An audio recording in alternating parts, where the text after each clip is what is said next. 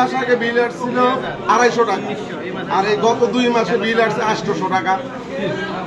সরকার, আমি সরকারের কাছে আবেদন জানাই, সরকার কি বিদ্যুৎ বিল কি 4 বাড়াইছে না?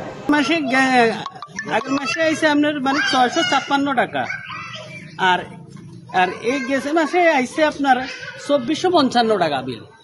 তাইলে মানে 4 ডাবল বেশি হয় কি বাজে? দুইটা বাতি আর একটা ফ্রিজ, আমার ওই অতিরিক্ত বিল আসতে আছে, অতিরিক্ত এই মাসে 1300 টাকা আইছে।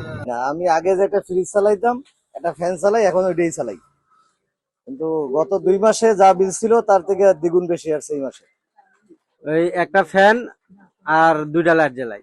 বিদ্যুৎ বিল গত মাসের থেকে এই মাসে দ্বিগুণ বেশি।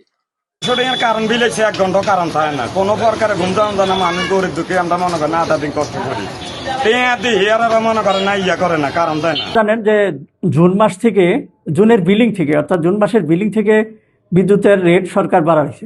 সরকারের কর্তৃক রেট বৃদ্ধির কারণেও গ্রাহকের যেহেতু বিদ্যুৎ ব্যবহারও বৃদ্ধি পেয়েছে, এদিকে রেটও বাড়ছে।